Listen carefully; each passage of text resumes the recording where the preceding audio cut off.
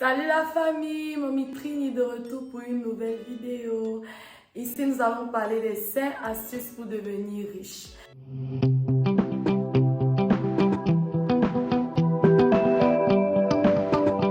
La première, c'est aimer ce qu'on fait. Dans la vie, dans tout ce qu'on fait, on doit d'abord cultiver de l'amour. Ok, évitez de copier ce que l'autre fait. C'est pas parce que l'autre gagne l'argent en étant comptable que vous allez chercher à devenir comptable. Cherchez à devenir ce que vous aimez et Dieu va bénir car Dieu est amour. 2.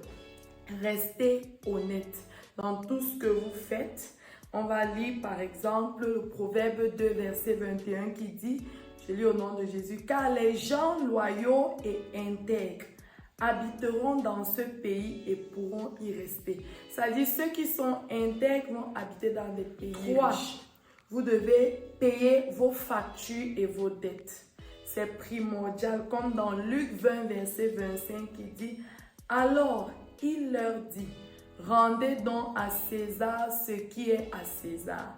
C'est-à-dire, il faut payer ses factures, payer ses taxes, payer ses factures d'eau, d'électricité, les factures liées aux partenaires, quelles qu'en soient les factures, payer. Si vous avez pris des dettes à la banque, remboursez.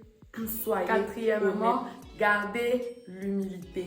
Comme ce proverbe si bien connu qui dit l'humilité précède la gloire, et aussi ce proverbe 29 verset 23 qui dit l'orgueil d'un homme le conduira à l'humiliation, mais celui qui est humble d'esprit obtiendra la gloire.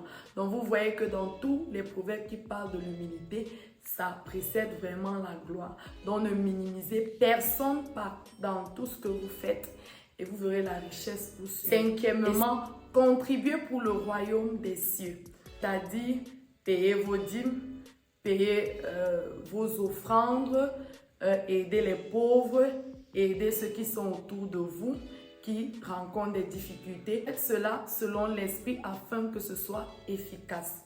Alors, nous rentrons encore dans notre deuxième verset de Luc 20, 25 qui dit, alors il leur dit, la deuxième partie dit, et donner à Dieu ce qui est à Dieu. Donc, donner à César ce qui est à César et à Dieu ce qui est à Dieu. Donc, c'est-à-dire, dans tes finances, tu dois enlever la partie de Dieu.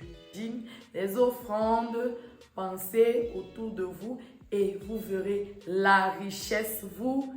J'espère que cette vidéo vous a plu. Si elle vous a plu, n'hésitez pas à cliquer sur la cloche de notification, souscrivez, aimez et partagez. Trini vous aime.